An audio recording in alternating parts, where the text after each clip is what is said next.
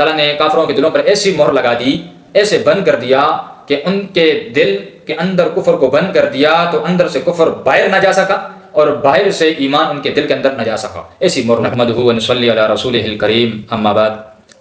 میرے واجب الاحترام دوستو، ہمارا عقیدہ ہے کہ حضرت محمد صلی اللہ علیہ وسلم اللہ تعالیٰ کے آخری رسول ہیں.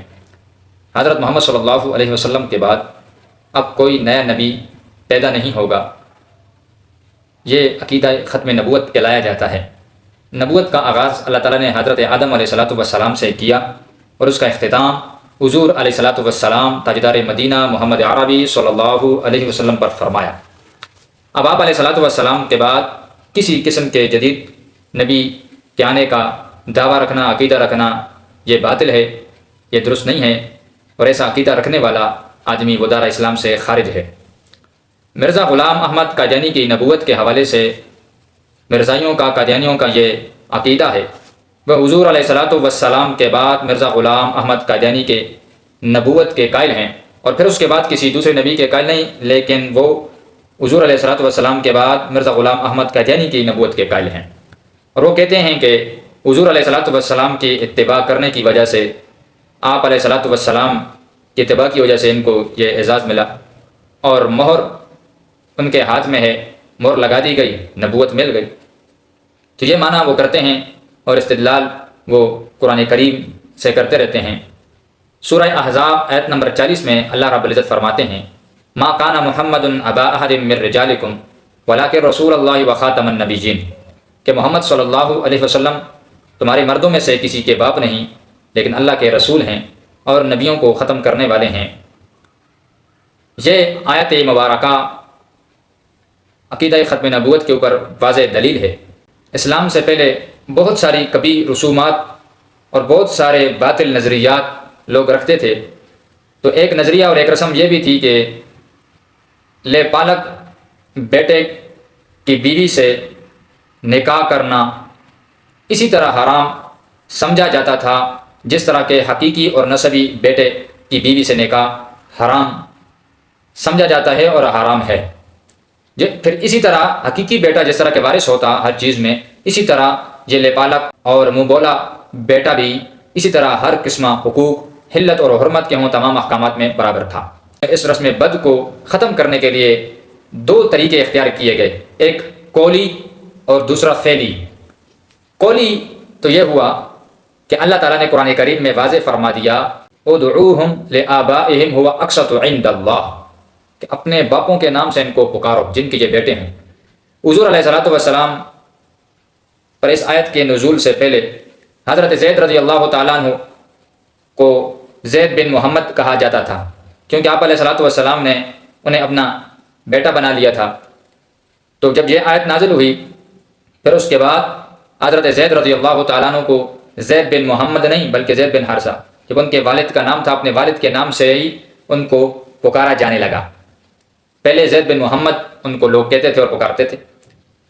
تو اللہ تعالیٰ نے حضور علیہ السلام کے ذریعے سے عملاً بھی اس رسم و عقیدہ کو ختم کرنے کے لیے حضرت زید رضی اللہ تعالیٰ عنہ کا نکاح حضرت زینب رضی اللہ تعالیٰ عنہ سے ہوا. پھر ان کی ناچاکی اور اختلاف کی وجہ سے انہوں نے بیوی کو طلاق دے دی. تو حضور علیہ السلام نے پھر حضرت زینب رضی اللہ تعالیٰ عنہ سے نکاح فرما لیا. تو لوگوں نے تان و تشنیع شروع کر دیا، اعتراضات کرنے لگے، دیکھو اپنے بیٹے کی بیوی کے ساتھ انہوں نے نکاح کر لیا. تو اللہ تعالیٰ نے قرآن کریم کی اس آیت مبارکہ کو نازل فرمایا: ما کان محمد ابا احد من رجالکم ولکن رسول اللہ وخاتم النبیین، کہ حضور علیہ السلام تمہارے مردوں میں سے کسی کے باپ نہیں ہیں.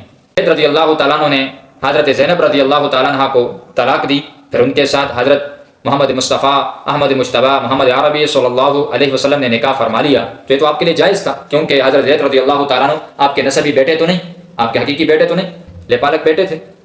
تو اب یہاں پہ ایک سوال پیدا ہوتا ہے کہ حضور علیہ السلام کے تو اولاد تھی، بچے تو تھے، حضرت ابراہیم اور حضرت قاسم اور حضرت طیب طاہر عبداللہ، یہ ایک بچے کے سارے نام ہیں، یہ تو تھے آپ کے اولاد، لیکن ان میں سے کوئی بھی بلوغ تک نہیں پہنچا، کوئی بھی بالغ نہیں، کیونکہ اس میں اللہ تعالیٰ نے لفظ استعمال فرمایا رجال، رجال کا لفظ استعمال فرمایا.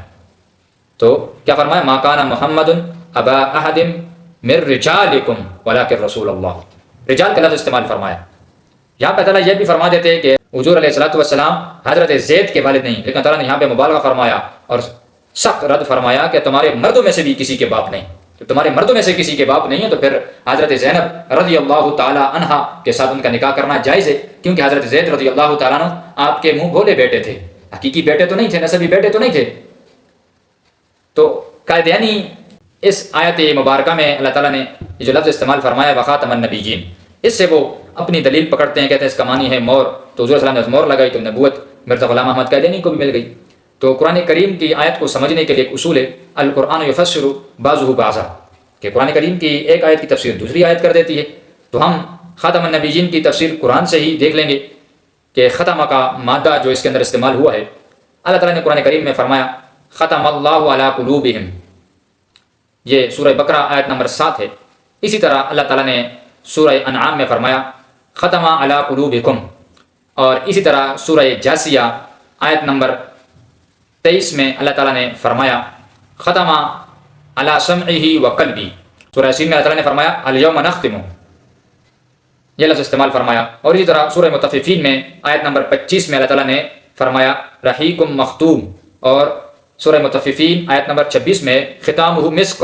ان تمام آیات کا قدر مشترک، سیاق و سباق کو دیکھا جائے قدر مشترک یہ معنی بنتا ہے کسی چیز کی ایسی بندش کرنا کہ اس سے کوئی چیز اندر سے باہر نہ نکل سکے اور باہر سے کوئی چیز اندر داخل نہ ہو سکے۔ یہ ختمہ کا مادہ تمام میں استعمال ہوا ہے، یہاں پہ بھی استعمال ہوا۔ تو ختم اللہ علی قلوبہم میں ہم دیکھیں گے کہ اللہ تعالیٰ نے کافروں کے دلوں پر ایسی مہر لگا دی، ایسے بند کر دیا کہ ان کے دل کے اندر کفر کو بند کر دیا، تو اندر سے کفر باہر نہ جا سکا اور باہر سے ایمان ان کے دل کے اندر نہ جا سکا، ایسی مہر لگا دی۔ تو یہاں پہ خاتم النبیین کا معنی ہو جائے گا کہ حضور علیہ الصلوۃ والسلام کی آمد سے، حضور علیہ الصلوۃ والسلام کے آنے سے اللہ تعالیٰ نے نبوت کا جو سلسلہ تھا اس کے اوپر مہر لگا دی، اس کو بند کر دیا، اس طرح بند کر دیا کہ باہر سے کسی ذات اور شخصیت کو نبوت میں آپ داخل نہیں کر سکتے، اور جن کے لیے نبوت ثابت ہے ان میں سے کسی کو آپ یہاں سے نکال نہیں سکتے۔ یہ قرآن کریم سے ہی ہم نے اس آیت کو دیکھا۔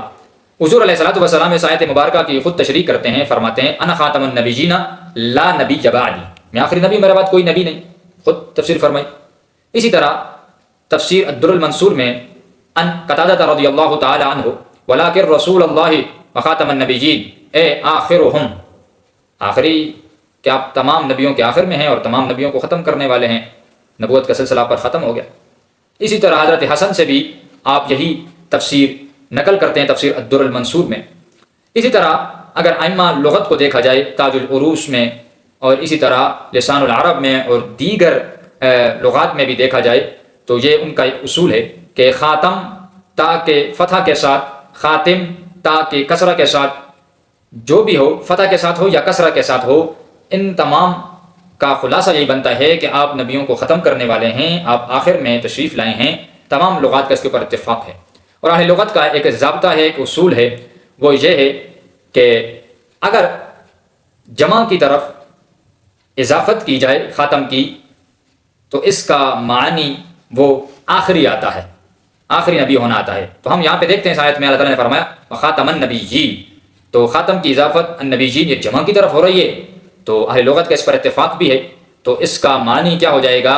نبیوں کے سلسلے کو ختم کرنے والے آخری، تو اہل لغت کا اس کے اوپر اتفاق بھی ہے، تو یہ معنی ہے۔ اور اسی طرح حضور علیہ الصلوۃ والسلام نے اپنے حدیث میں بھی فرمایا انا خاتم النبیین، تو یہاں بھی خاتم کی اضافت النبیین جمع کی طرف کی، تو اس کا معنی کیا آیا؟ آخری نبی ہونا۔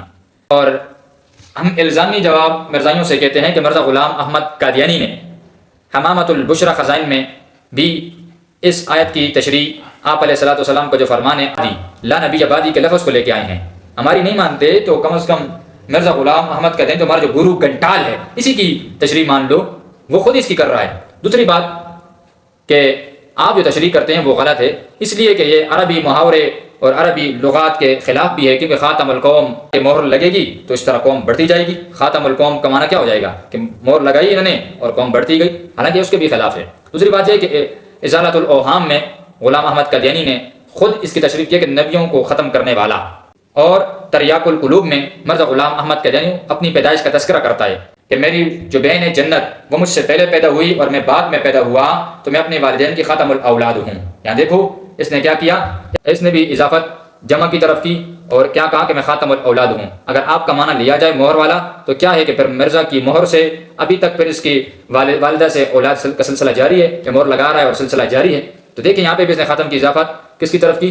جمع کی طرف کی، تو اس کا معنی کیا آ رہا ہے؟ آخری آ رہا ہے۔ تو عقیدہ ختم نبوت یہ امت مسلمہ کا مسلمہ اتفاق کی اجماعی عقیدہ ہے کہ آپ علیہ الصلوۃ والسلام آخری نبی ہیں، آپ علیہ الصلوۃ والسلام کے بعد اب کوئی نیا نبی پیدا نہیں ہوگا۔ جو دعویٰ کرے گا وہ دجال ہے، وہ کذاب ہے، وہ جھوٹا ہے، کیونکہ عقیدہ ختم نبوت واضح دلائل سے ثابت ہے، پوری امت کا اس کے اوپر اتفاق ہے۔ اللہ تعالیٰ سے دعا ہے کہ اللہ تعالیٰ ہمیں عقیدہ ختم نبوت پر اپنا ایمان مضبوط رکھنے کی توفیق عطا فرمائے، اور ہر قسم شرور اور فتن سے ہم سب کی اللہ تعالیٰ حفاظت فرمائے، اور عقیدہ ختم نبوت کا تحفظ کرنا یہ ہر مسلمان کی اولین ذمہ داریوں میں سے ہے، کہ مسلمان کی ذمہ داری ہے کہ عقیدہ ختم نبوت کا تحفظ کرے، اور عقیدہ ختم نبوت کے تحفظ کے لیے اپنا جان، مال، اولاد، بیوی، بچے سب کچھ قربان کرنے سے ہم دریغ نہ کریں۔ اگر عقیدہ ختم نبوت کے اوپر ہمارا یہ سب کچھ لگ جائے تو اس سے بڑی خوشبختی کی بات کیا ہے؟